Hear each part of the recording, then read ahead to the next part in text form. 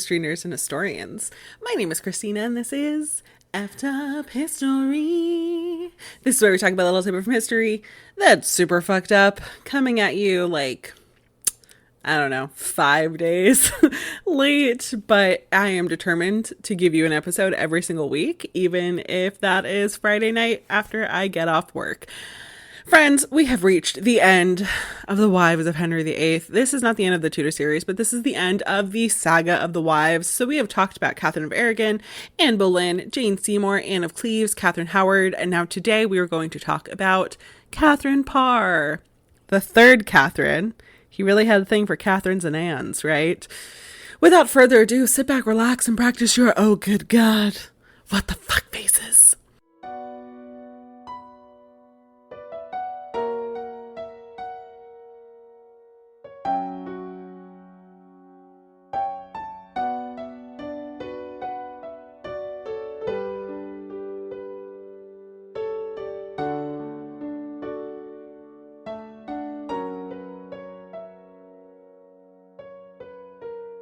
So Catherine Parr was born in 1512. Like so many other people during this time, especially women, we don't know her actual birthday, but some people believe that it was possibly in August. Her father was a man named Sir Thomas Parr, who was descended from Edward III, and her mother was a woman named Maud Green, who was lady-in-waiting to Catherine of Aragon. In fact, Catherine of Aragon was Catherine Parr's godmother, and she was actually named after Catherine of Aragon. But we will talk about that. We will get to that. Of course, we'll get to that. Don't you know who I am? After her father died when she was relatively young, about the age of 5 in 1517, she grew really, really close to her mother. She was also really well educated. She spoke French, Latin, Italian, and a little bit of Spanish. When she was 17, she married her first husband, whose name was Edward Burrough. I don't honestly really know much about him and that marriage because he was relatively young when they got married. He was around the same age as Catherine, and it didn't last very long because he died in early 1533. After this, she most likely went to go live with her cousin, Catherine Neville, where she was later introduced to John Neville at Snape Castle. Neville and Snape. Like, the entire time, I was just like, does J.K. Rowling just, like, really like Catherine Parr? Or is this Neville, who was at Snape, just, like, a really, really weird, like, Twilight Zone style coincidence? Also, fuck J.K. Rowling. I love Harry Potter. Don't love her. It's really hard when you're a millennial who, like, defines themselves by their favorite pop culture references. Anyway, at that point, Catherine was about 20 and John Neville was 19 years older than her. But she was older and this was like consensual between two adults. So I'm not going to judge or say anything about their age difference because I am not like anti-age gap. I am anti-child bride that you then execute because they've seen someone else's dick before yours. Looking at you, Henry. Catherine Parr and John Neville eventually got married in the summer of 1534. He had 2 children from his first marriage, and Catherine fell into this, like, loving stepmother role. Additionally, John Neville was in good graces with the king when they got married, which is, like, always a good place to be, especially when the king is Henry VIII. John Neville supported Henry VIII and even signed the petition to send to the Pope to try to get his marriage to Catherine of Aragon annulled, and was part of Parliament when they voted to split with the Roman Catholic Church, which was probably hard for him because John Neville was a Catholic, like through and through. During the Pilgrimage of Grace of 1536, this was it was something that like didn't work out the best for him. So we talked about the Pilgrimage of Grace a little in the Jane Seymour episode, but it was largely this like religious uprising against the Protestant Reformation, and the people who were uprising sort of demanded things like the monasteries be restored and like protected and all of that. I explained it much more in the Jane Seymour episode. If you haven't listened to it, go back and do that. But there were like small uprisings that came throughout like northern England. But they were like small uprisings that like popped up throughout parts of England, and sometimes these grew to pretty significant numbers. And in October, there was a man in Yorkshire named Robert Aske, and he was raising an army, and basically he drew up what is called the Oath of Honorable Men, which basically was saying that, like, if you were a Catholic, then you needed to rise up against what was happening within the new Church of England and all of that, and that, you know, it was really terrible to go against the Pope, which a lot of people felt, but not as many people were super vocal about. And Robert Aske and his men in October showed up at Snape Castle and threatened extreme violence if Neville didn't join them. And this is not good, because whether he was forced to or not, he was now in this, like, rising against the king, especially when he was taken to Pontefract Castle and forced to swear the oath and lead men against the king. And when Aske went to march on London, Neville was one of, like, the main commanders and was one of the, like, main people who spoke on behalf of the rebels to the Duke of Norfolk. Thankfully, the Duke saw that he was super reluctant about this and sort of, like, communicated that to Henry VIII. But yeah, I mean, he was forced to be in this position of, like, leading an army that he didn't want to lead, all because he was a Catholic. He at one point tried to go see the king to sort of, like, and explain what happened and be like, dude, I'm not actually, like, pro pilgrimage of grace. I am, like, pro not getting my head chopped off. But he wasn't able to get to the king because he was called to the Scottish border. But this, like, attempt got back to some of the people in the rebellion, and they, like, stormed Snape and they ransacked the castle and stole stuff, and Catherine and his children were taken hostage and were, like, constantly being threatened to ensure that Neville would cooperate properly. And Catherine sent him letters, especially one that was, like, begging him for his help because she was so scared, and he came as fast as he could and he convinced the people to leave, but it was super traumatic for Catherine. And I think it definitely contributed to her supporting the Protestant Reformation and it becoming something that she was extremely passionate about. Like, some documentaries that I read, it's like her life's mission to bring about the Protestant Reformation, right? So there were people who were executed for the Pilgrimage of Grace, including Aske, and Catherine Parr's brother was actually the one who had to, like, oversee all of those executions. And her husband was not on Henry's good list, but he wasn't executed for taking part in the Pilgrimage of Grace because Henry couldn't figure out if he, like, actually supported it or if he was being forced to support it. And her brother and uncle kind of stepped in to help persuade the king. His standing was never the same, but I mean, at least he was alive, right? I mean, that is saying something when it comes to Henry VIII. But her husband was significantly older than her, and in 1542 his health worsened, and he died the next year in 1543. She actually really did seem to care about him. This wasn't just like a marriage of convenience or anything. She kept remembrances from him for, like, the rest of her life, and she continued to take care of his children and watch out for them. She also got an inheritance and stuff. So this was now something that put her in a very interesting position because Catherine Parr was wealthy and could marry for love if she wanted to. And instead of going back to be with her family, she went to court and secured a place in Princess Mary's household.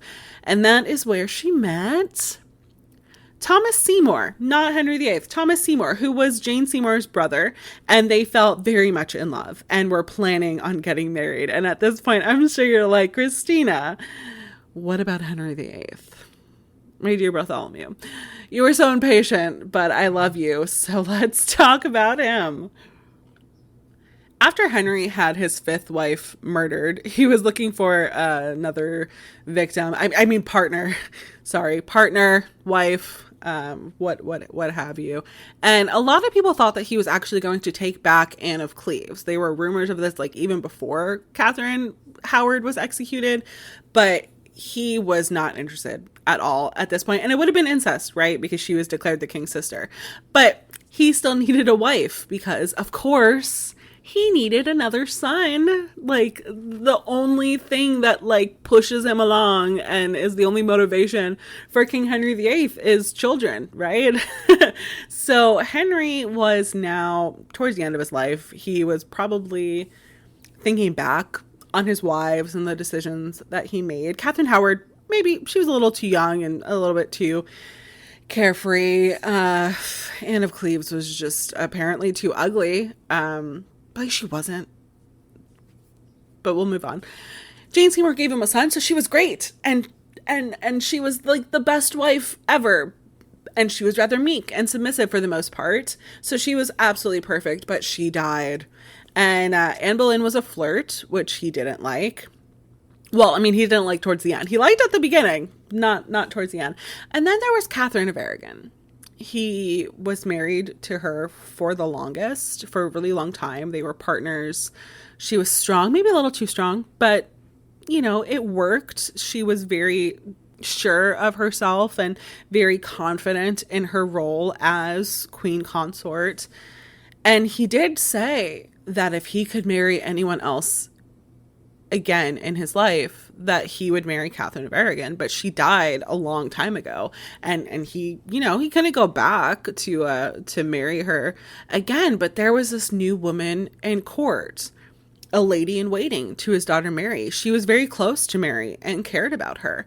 She had been married before. She was self-reliant. She was strong and head sure and confident, and she seemed to be rather submissive. She had married an older man and had taken care of him, and maybe she could take care of Henry. And bonus, she was the goddaughter of his first wife and like named after her. It's like he thought he could replicate his first wife and go back to a time before he completely fucked up his life, because that's how we do things, of course. It's like, why marry a wife's cousin when you can just marry someone who reminds you of them with the hopes that they'll just be a clone? This all makes me feel very uncomfy, but we're just gonna move on. And while Catherine Parr was getting to know Thomas Seymour and building up this relationship and this love, and was headed towards marriage with this man that she could marry because she loved him so much, Henry VIII was watching her like a fucking creep. Literally, like in the BBC documentary, it shows Catherine Parr walking around with Thomas Seymour in the garden, and Henry's just like leering at her through the window. And he just decided from watching her that he wanted to marry her. And it didn't matter that she was deeply in love with someone else, because he was the king, god damn it. So in spring of 1543, so like soon after her husband died, pretty much right after she arrived at court, Henry asked Catherine to marry him, like pretty much out of nowhere. And this was absolutely awful for Catherine, because like I said, she wanted to marry Thomas Seymour. She didn't want to be queen. 2/5 of the queen of Henry VIII were executed. 2 more were divorced rather heartlessly, including one of those being her godmother. And the other died giving him a son, which would now like be the expectation that she would do the same and give him a son. And childbirth was the leading cause of death in women, but she had been married twice and she had never had any children of her own. So perhaps she wouldn't be able to have children, and then would just be like a constant disappointment to her husband. And then what would that mean for her? Right. But Catherine was this very, very religious woman, and she turned to God for guidance. And in July of 1543, on July 12th, Henry and Catherine married. Why? Why would you do this to yourself, Catherine? Why? Well, like, first off, she believed that God wanted her to be queen and that this was her calling. She felt that it was like her job to make Henry finalize everything with the Church of England and rid the country of Catholics. Because like I said, she was Protestant, an extreme Protestant, actually, is what it's believed to be. And this maybe was possibly like spurned on by the Pilgrimage of Grace. It's not really known, like we're not in her head, but it isn't unheard of to go through a very traumatic experience and then go aggressively in the other direction. But this seemed to be like her entire personality, or at least like mostly all that's remembered of her. She During her time as queen and like after Henry VIII died, she wrote and published two religious books. The first one, well, she published a book anonymously. And then the first one that was published under her name was called Prayers and Meditations. It was published in 1545 when she was queen. And it was actually the first book to be written by a woman and published under her own name in England. So we love her for that, making strides for women everywhere. Thank you, Catherine Parr. It was mostly just a compilation of like snippets of other books that she used for her personal devotions. And it was mostly like direct quotes from the Bible, but it was widely popular. And Princess Elizabeth, even translated it into like Latin and French and Italian as a gift to Henry that year for Christmas. She also wrote a spiritual autobiography in 1547 after the king had died called Lamentations of a Sinner. And it was an extremely personal book. Like there was one like blog post that I read of someone reacting to it. And they were like, I don't feel like I should be reading this. Like this sounds like a diary. And I feel very invasive getting into this because it like recounts some of her own religious experiences and her personal journeys. And she talks about what her life was like before she like came to Christ and that she never really cared about anything and she never really like followed the word of God or anything like that. And it also in this book attacks the very what she calls superstitious Roman Catholic Church. It says that the Pope is a persecutor of the gospel, a settler forth of all superstition and counterfeit holiness, bringing many souls to hell. This is a lot. That's like a direct fucking attack against the Pope and the Roman Catholic Church. And she was very passionate about like trying to rid England of Catholicism. Additionally, another reason why she probably married him was because like you can't really say no to the king. Like you could, but like could you though, really? Especially Henry VIII at this point in his life. I feel like if someone were to reject him, being such like a tyrant and you know, man who's so quick to anger at this point, I don't think that would really work well for anyone if they were to reject him, right? But I think mostly it was the Protestant thing. But this was extremely dangerous for Catherine because extreme Protestant reformers were considered heretics in England, and that was something that was punishable by death. So Protestants, as I understand it, where like the Martin Luther and John Calvin followers, they put an emphasis on the scripture and through the grace of God alone. And then the Church of England was sort of like between that and Catholicism. They weren't as extreme, but they were kind of wanting to just do away with the Pope, but they held some of the similar practices that Catholics still had, maybe slightly less superstitious and all of that. But Catherine was seemingly very Protestant.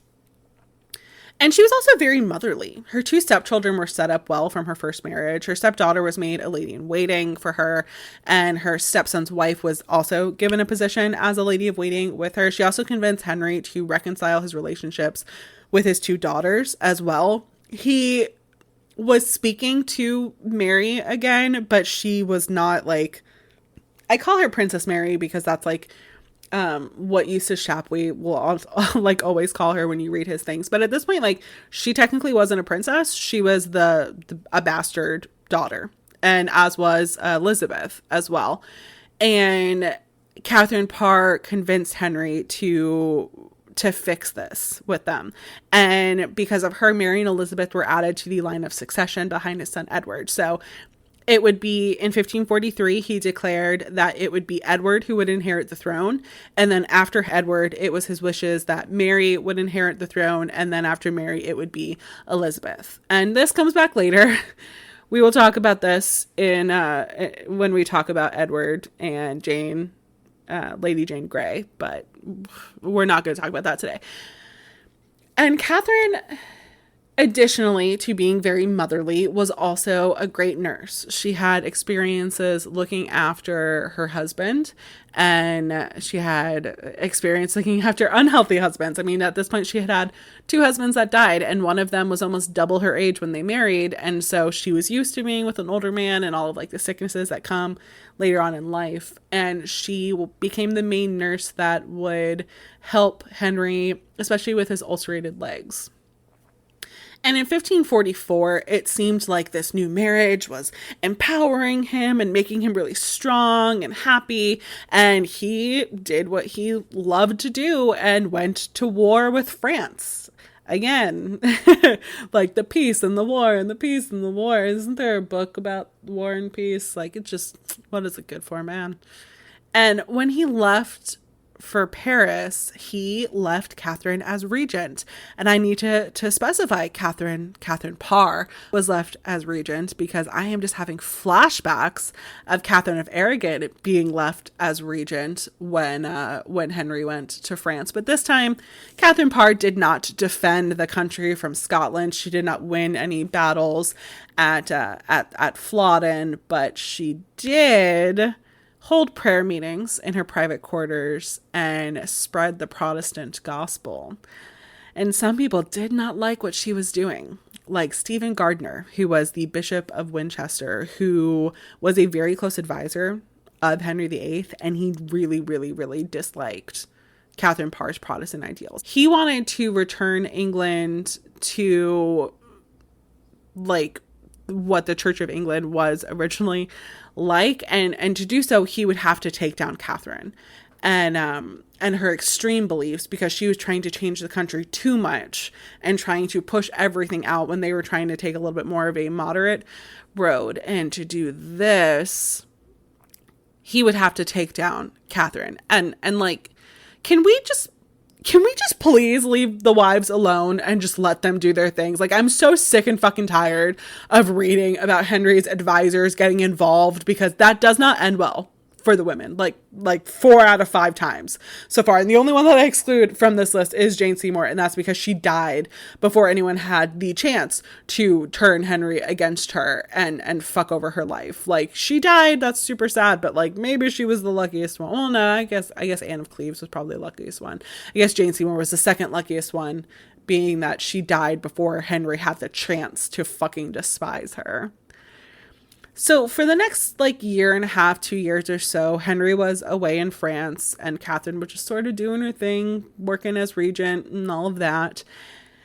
But by the summer of 1546, Henry is back from France, and she is back to tending to his wounds and tending to his ulcers and all of that.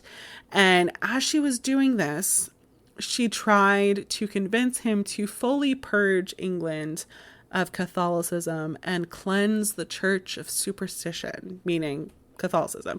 That's one of the large points of contention with Catholics and Protestants during this time. There are a lot of theories, to take it back to my area of research, which is the history of witchcraft. For anyone who's new here, hello, how are you doing? That this contributed to witch hunts later on in the 1500s. And it all started between the sort of the theory is that it started between this religious feud where the Protestants were accusing the Catholics of being witches because their practices like the Eucharist and the holy water and whatever, these transformative practices that were very superstitious and bordered on magical, were acts of witchcraft. But the problem with Catherine suggesting these things to Henry is that Henry already thought that he cleansed the church. And now his wife is sitting here basically telling him that he didn't do well enough in doing that. And he didn't want to push further reform because he thought that he reformed the church enough. And while they were doing this, Bishop Gardiner kind of was eavesdropping and overheard these conversations. And he was supportive of anti-Catholic movements, like I said, but he didn't like these extreme Protestant beliefs. And the bishop was basically manipulating Henry and was like, mighty bold for a subject to tell a king what to do. Are you still king regent and she's your consort, or is she queen regent as well now that you're back from France? Are you ruling side by side? Are you being emasculated by her? I know you're getting older and all that, but can we talk about this, Henry? Because this is just ridiculous and it is appalling. And Gardiner basically went on to continue that her religion was not something that he should support, and she's pushing for everyone to be equal. And then he basically told Henry that this was treason and that she deserved to be executed for this. And she would now become the third wife that was to be executed for disagreeing with the king. Okay. Like, I understand that extreme Protestant beliefs is heresy during this time, but like, this is just fucking ridiculous. There was like no proof whatsoever. And Henry was betrayed by his wives, as we've talked about before. At least like he thought that he was betrayed. He'd been convinced, even though I like don't fucking believe any of it. And each time he's been quote unquote betrayed, he's conducted this investigation in secret, and then like boom, surprise arrest, and then execution like 2 days fucking later, and then he marries someone new like on the execution day. It's just this continuous cycle, right, with Henry VIII.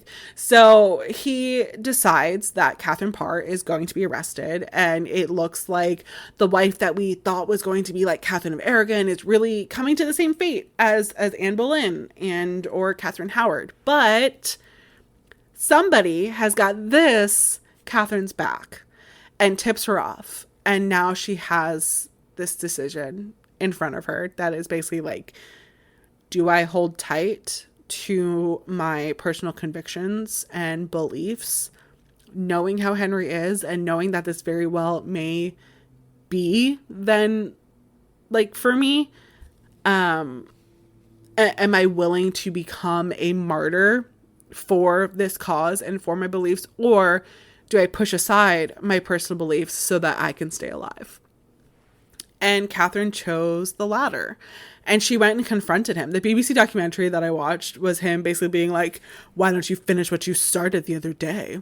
Why don't you finish telling me how to run the country that I have been king of before you were born?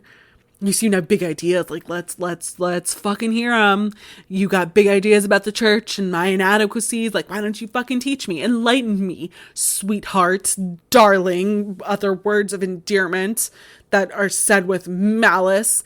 And he did this like expecting to trap her and get her to repeat those things again, and then like give him the justification for whatever he was planning on doing next. But Catherine was smart, and she was like, oh, who, me? Who? Why would I ever tell you how to run your country? God appointed you, and personal beliefs are not. Who am I to challenge him? You have misunderstood me. I am but a woman, and women, we don't teach. We're just far too, oh shit. What's the word I'm thinking of? Sort of help me out. We're far too, dumb is the word. We are just far too dumb. I can never teach you anything. I'm just so submissive. And the reason that I said these things to you, is because I was looking to you for guidance.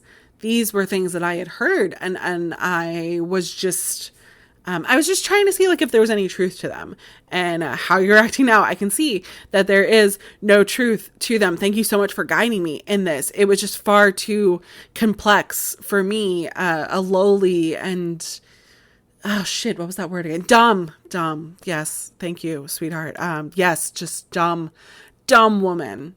And Henry was like, great. Lovely to hear. I am so glad that this is the truth and that you are not deceiving me at all.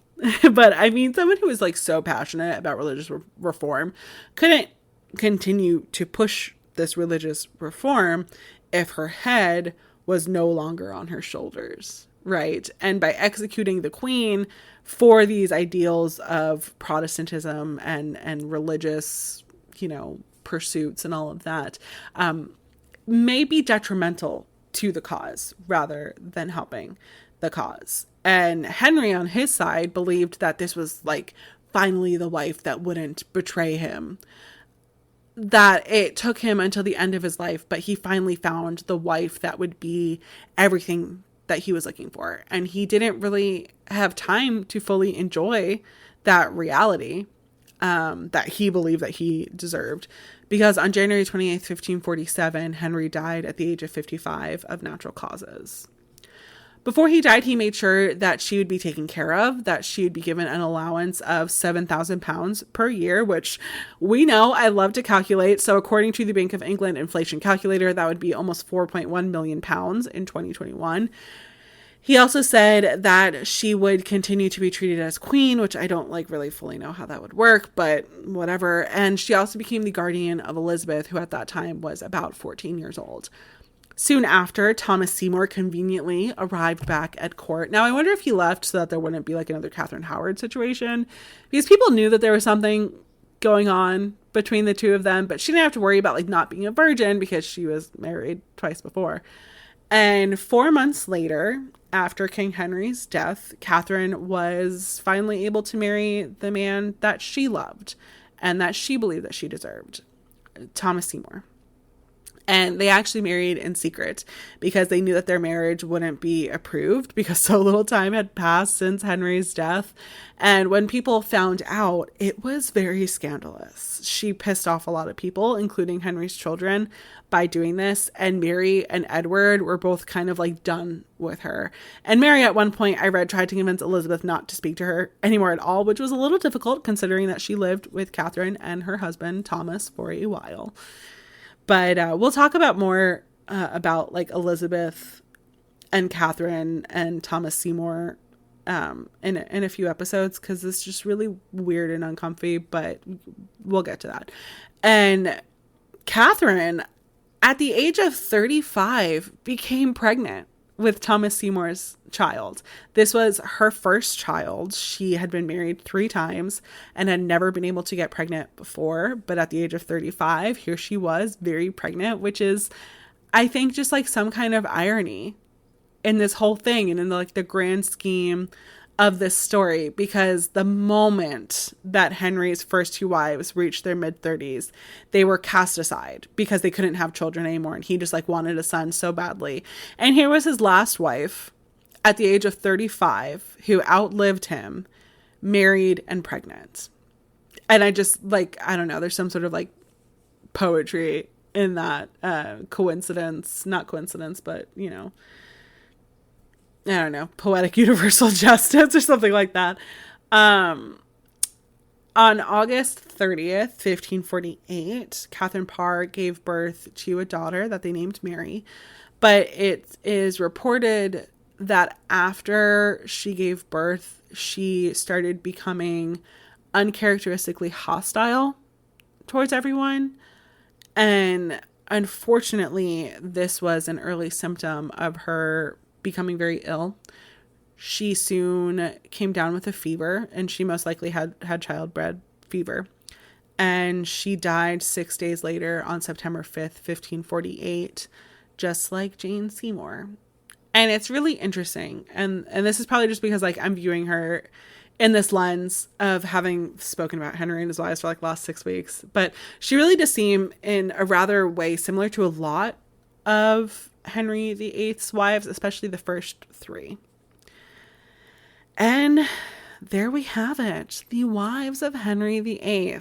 So we aren't done with the Tudor series, but we will be taking a slight break from this series that I'm doing. I felt this was a good point to take a break. And next time we'll be talking about a pride story that I really love, that I really wanted to do last year, and time just like kind of got away with me. And I'm not the kind of person that feels like the need to only do LGBT stories in June or only do like Black stories in February or anything like that. So I was considering doing hers after, you know, probably like in like July or August.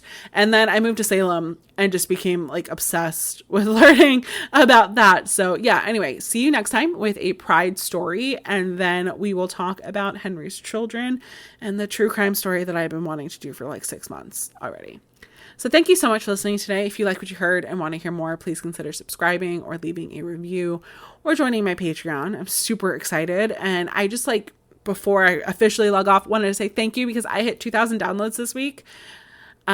Last year I had 1,000 downloads in my first year, and it was my goal to double that this year. And I am like right on track to do so. And I thank everyone for listening and coming back and hearing all of like my random stupid rants and ideas. I'm super excited to continue to see this podcast grow, and I hope that you all like what's to come. And remember, friends, history may be watching you, so don't fuck it up. And thank the gods we are done with Henry VIII for the moment. Like, love his wives. His children are fine. But fuck that dude. Hashtag Henry VIII is a fucking asshole. I swear to God.